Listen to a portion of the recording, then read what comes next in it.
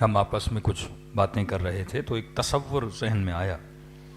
میں نے کہا یہ وہ راستہ ہے جو نعمت والوں کا راستہ ہے. مطلب یہ وہ راہ ہے جو اس پہ چلے گا، ان کے راستے پہ چلے گا تو اللہ کیا دے گا؟ نعمتیں دے گا.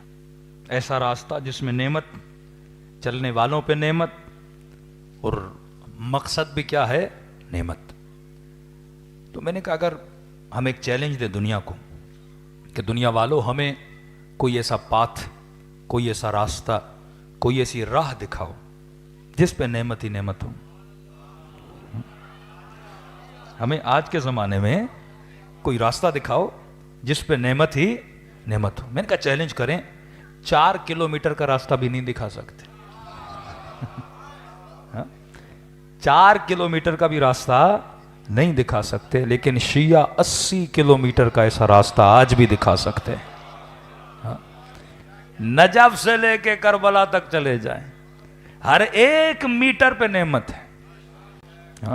کھانے کی نعمت، پینے کی نعمت، پاؤں دبانے والوں کی نعمت، موکبوں میں سلانے والوں کی نعمت. یعنی آپ سوچیں تو صحیح، 21 ملین لوگ. ہمارے مولانا کہہ رہے تھے کہ مولانا ایسے لگ رہا ہے فرشتے نازل ہوئے ہیں ان کی خدمت کے لیے. انسانوں کی بس کی بات نہیں. اور ایک بندہ نہیں ملتا جو کہے میں بھوکا ہوں، ایک بندہ نہیں ملتا جو کہے میں پیاسا ہوں. منتیں کر رہے ہیں آ کے کھانا کھاؤ.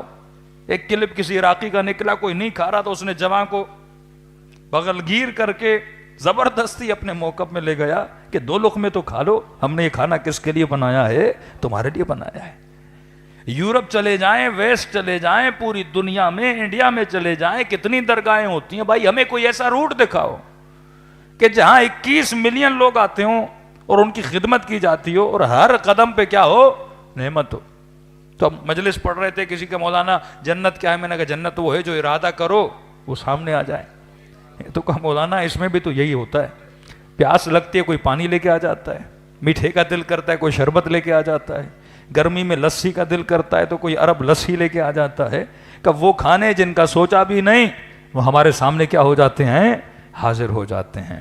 تو آج یہ پریکٹیکلی خدا دنیا کو کیا کر رہا ہے؟ دکھا رہا ہے کہ نعمت والوں کی زیارت پہ جاتے ہو تو میں سفرے نعمت لگا دیتا ہوں. یہ وہ راستہ ہے حسین ابن علی کا راستہ. تمام اہل بیت کے لیے فرمایا کہ مثل اہل بیتی کا سفینۃ نوح، میرے اہل بیت کی مثال کشتی نوح کی طرح ہے. لیکن بطور خاص امام حسین کے لیے فرمایا کہ ان الحسین مصباح الہدی و سفینۃ النجات، یہ کشتی نجات ہے. اس پہ چڑھو گے تو تمہیں کیا ملے گی؟ نجات ملے گی. اس معاشرے کے تلاطم میں، گمراہیوں میں فرمایا ڈوب جائے گا ہر وہ بندہ اگر کشتی حسین میں سوار نہ ہوا.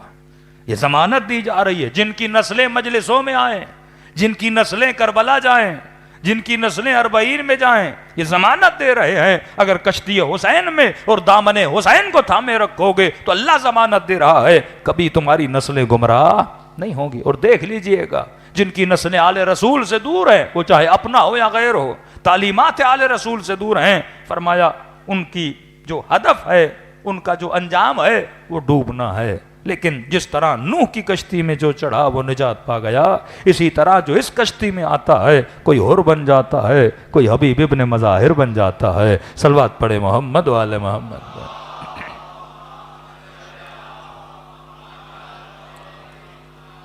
وَعَجِّلْ فَرَجَهُمْ. یہاں پہ امام حسین آپ کے مزاجوں کو بدل رہے ہیں، کیونکہ امام مزاج شناس ہوتا ہے اور امام کا کام ہے آپ کے مزاج کو کیا کرے؟